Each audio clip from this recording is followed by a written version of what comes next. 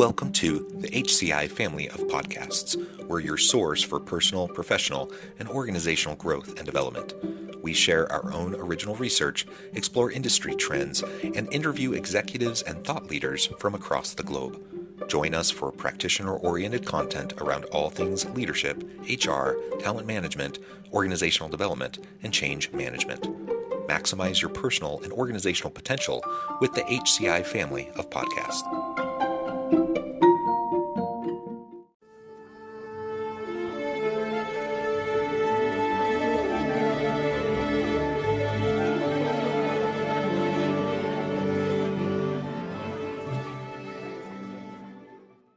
Oleg Konovalov, welcome to the conversation today. So honored to be at your show. Thank you very much. Thank you. It is a pleasure to be with you. You're joining me from across the pond in the UK. I'm south of Salt Lake City in Utah.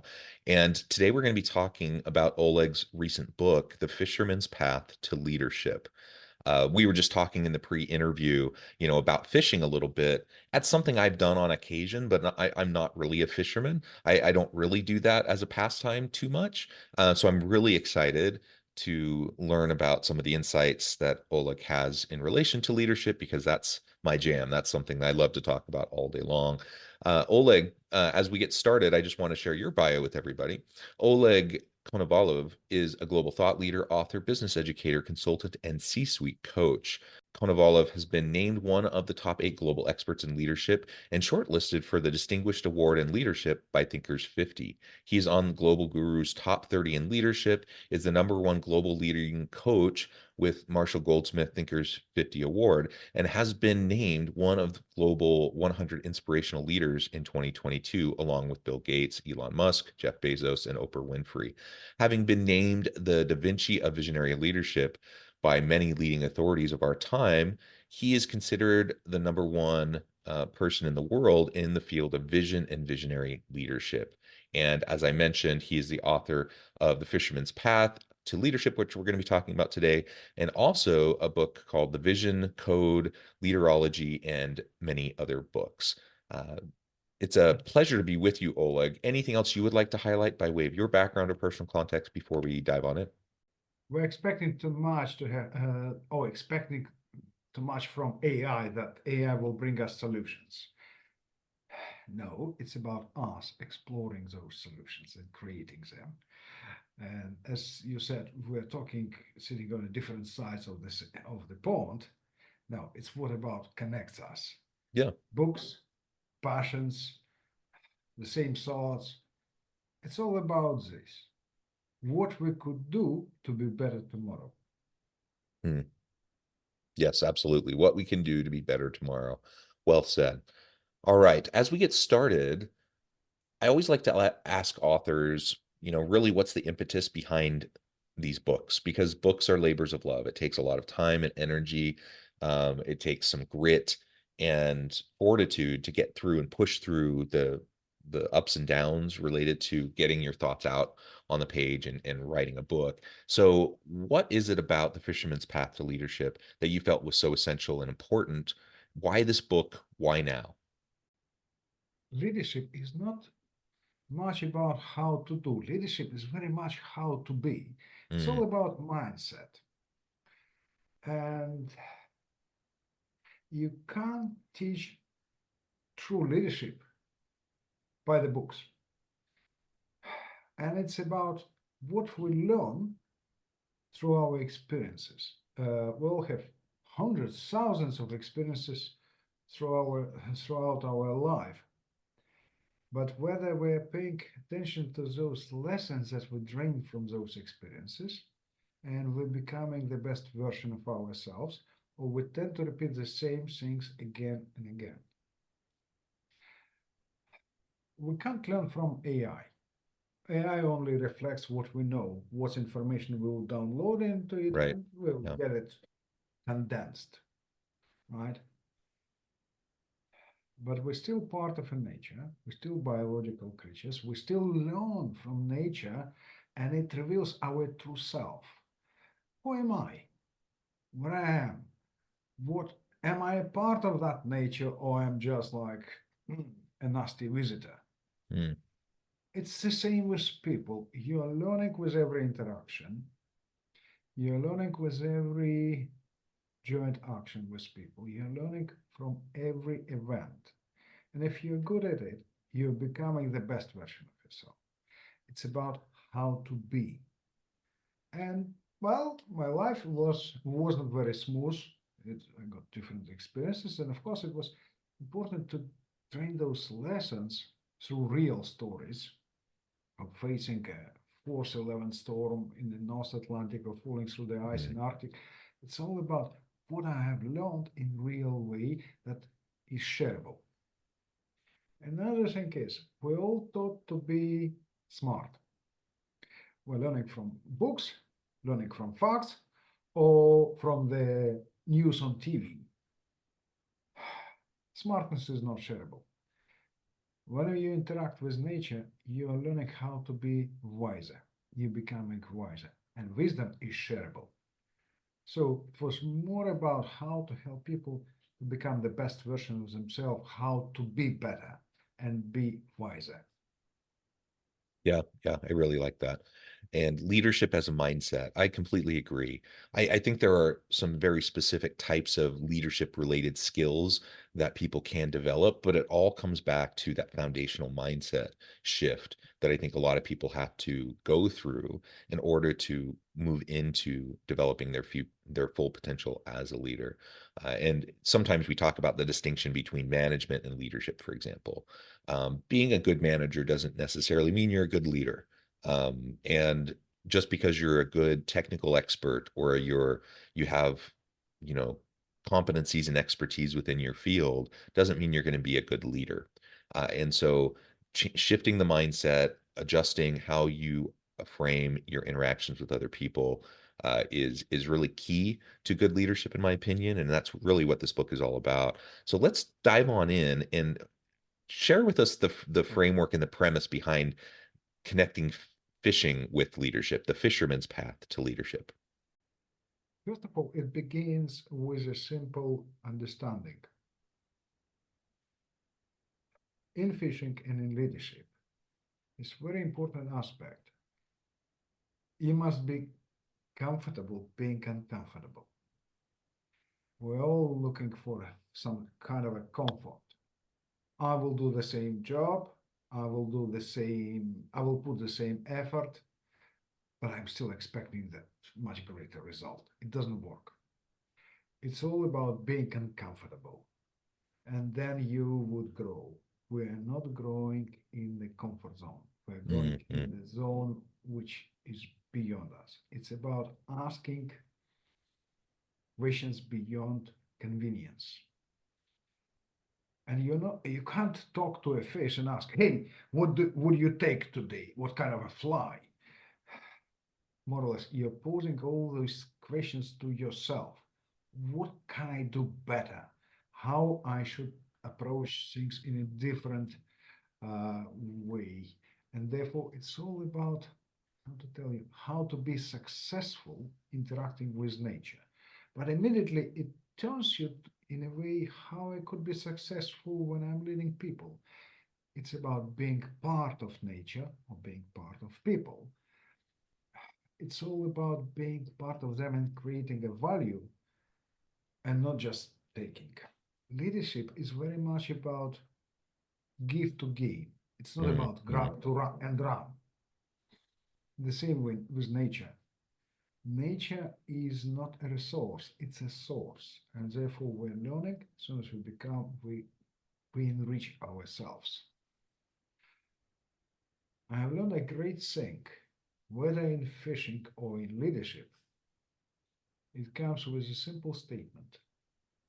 Love and care are my best tackles. Mm-hmm. If I want to catch people's hearts and minds, love and care. If I want to help people to grow, love and care. You don't need any other tools in this sense. Yeah, I often tell people, I think leadership, like you said, it's a mindset shift. But as you interact with people, as you're present with people, it comes down to, like you said, love and care. I think it's fundamentally just treating people with dignity and respect. If I, as a leader, care about you, I treat you with care and dignity and respect, and I try to support you. That, I may not be perfect in everything that I do, but I will I will be off to a good start, shall we say, in terms of how I lead you and how I lead my team. People resonate with that care.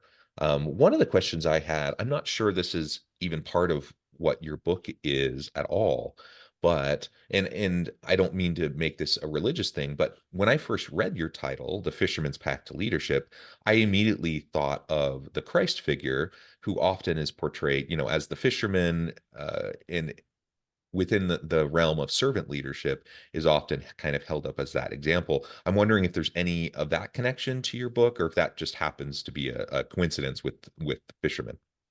It's coincidence, but I believe it's lucky coincidence. Mm, Leading people into the future, it's a matter of embracing uncertainty.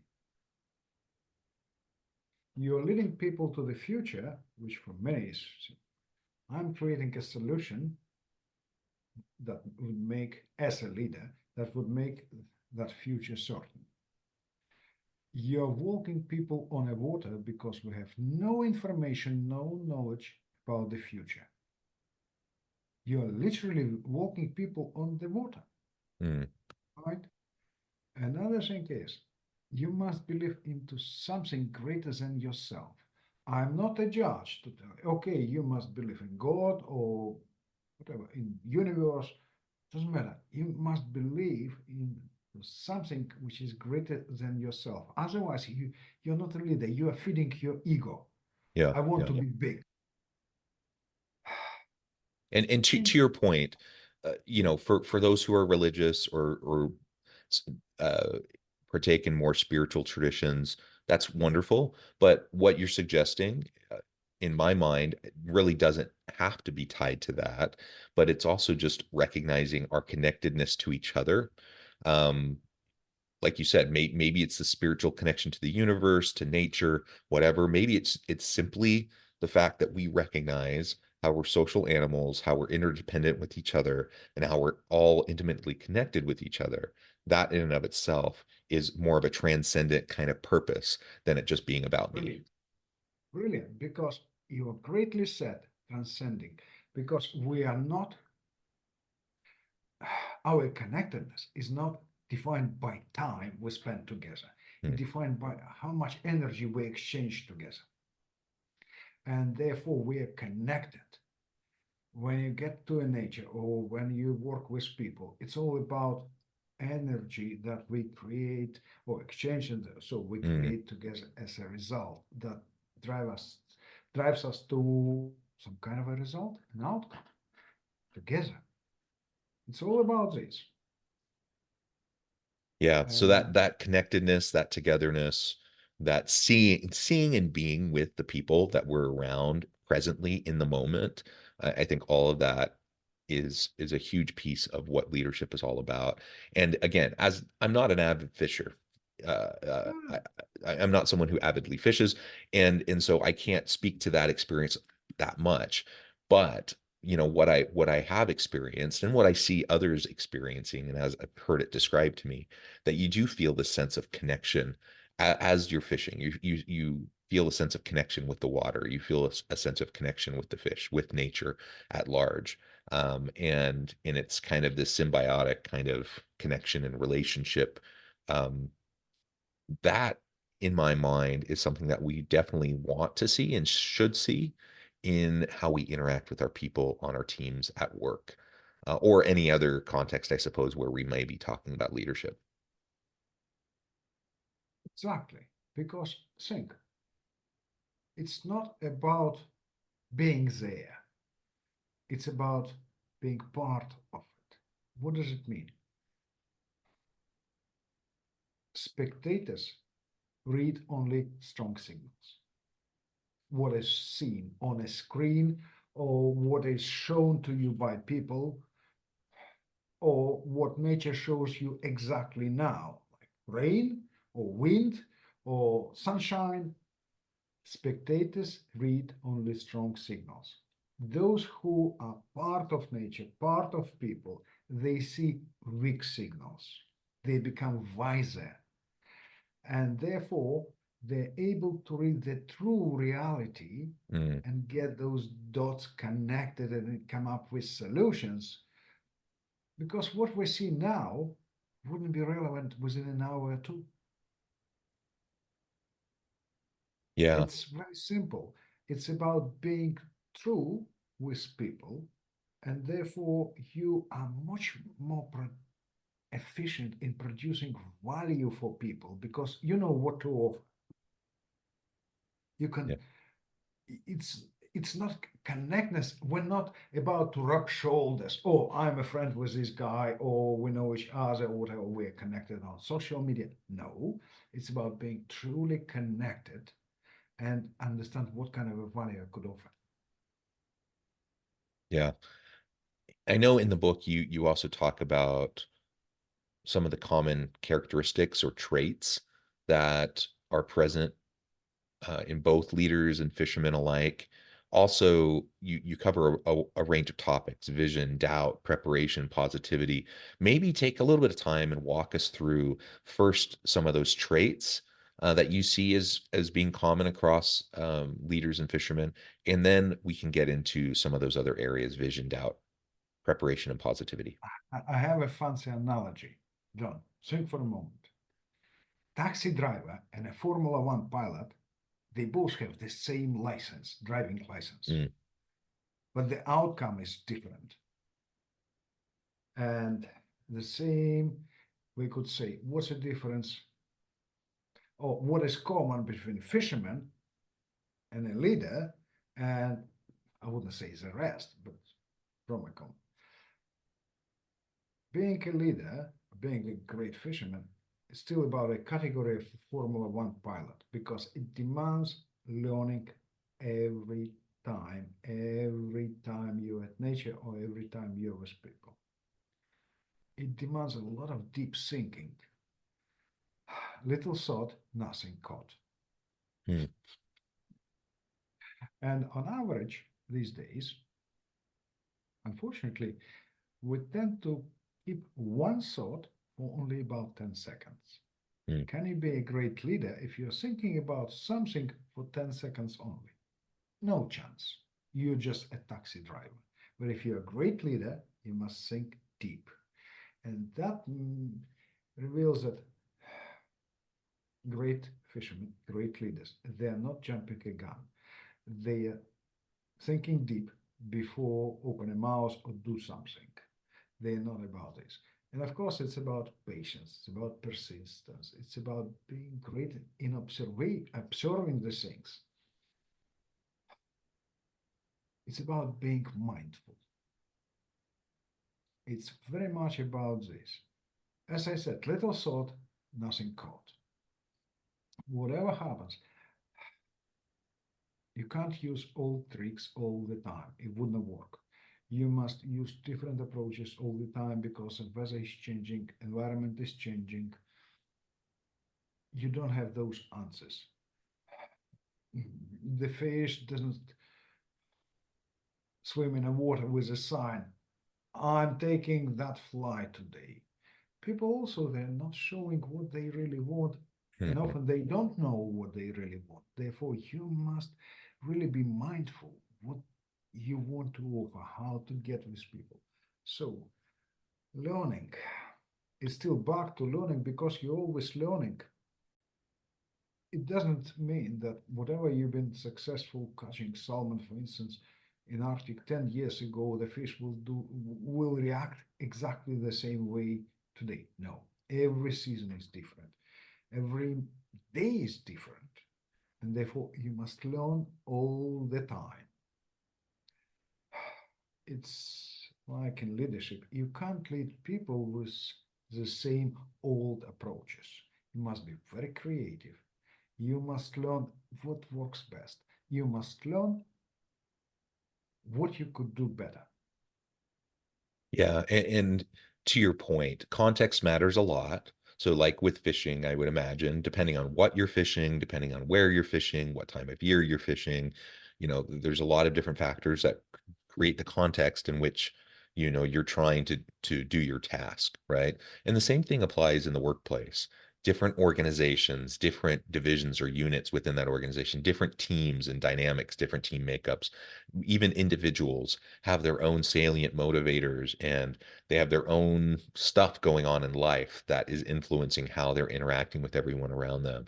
And I often think, for example, like it's one of the best things a leader can do is know people on your team, understand them, understand what drives them, understand what what styles work best with them, etc.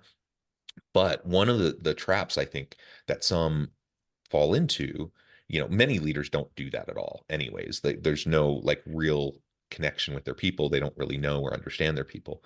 But sometimes people will put in the work. They'll do the work to try to gain that understanding, and then they feel like they figured it out. And so just because I did it today doesn't mean that 6 months from now, that person's going to be in the same spot in terms of career, in terms of life stage, career stage, family dynamics, all the different things that are, creating the context they're functioning in. That evolves for them over time. The team dynamics at work evolve over time. So it can't be something that I just do once and then figure, oh, I figured this person out. Now I understand what makes them tick. I really have to put in the effort day in, day out, consistently over time. And I mean, that doesn't mean we can't ever build off of what we've learned before. Of course we can, but we can't become stagnant and we can't become complacent. We can't just assume that because we figured something out before or we did something that worked before, that it's going to play out the same way in the future. Maybe that sounds obvious, but it's something Yeah, that many you're people just don't do. you're 100% right. You can't say I love you to your wife in the same tone, in the same verse all the time. You will get smart. It's all about using different approach. And what we have at hand is important, but what we have in our minds is more important. That makes our ultimate difference. And therefore, you must shift it all the time, expand it all the time, because otherwise you will get into the routine and you're dead. It's all about growing. It's all about being better than challenges or stronger than challenges that you're about to face. We talk about a future every day in modern life becomes more challenging. We're facing more and more changes, and we can't play them with old melody. Mm, We must be much stronger than forthcoming challenges. And that's what we could learn from nature. You can't learn it from books. You can't learn it from AI. You must be better. It's Leadership is an art expressing your life in different forms every time you interact with people. And that's the same. You could learn it from a source like nature. mm, yeah, yeah. Oleg, this has just been a really great conversation. I note the time I need to let you go here in just a few minutes, but before we wrap things up, I wanted to give you a chance to share with the audience how they can connect with you, find out more about your work, where they can find your book, and then give us a final word on the topic for today. The final word. What I have learned from fishing, facing storms, and facing challenges in Arctic, I must be the storm myself, the storm which is stronger than forthcoming challenges. I could build it only from within me. I can't get it from outside. I can't borrow it. If you want to be a really strong leader in terms of your mindset and approach in a way how you work with people, read the Fisherman's Path to Leadership, and it's available on Amazon. You could find it on my website, olegkonovalov.com. You could connect with me on LinkedIn, and I'm fairly responsive to messages. I do respond to those messages myself. Uh, it's not about corporate cases, it's about real cases. What you could learn and address to your experience. Yeah. Well said.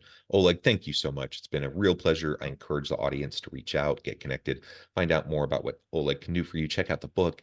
And as always, I hope everyone can stay healthy and safe, that you can find meaning and purpose at work each and every day. And I hope you all have a great week.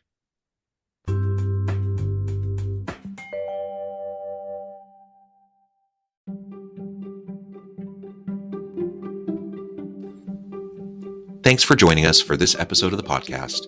We hope you stay healthy and safe, and please join us again soon.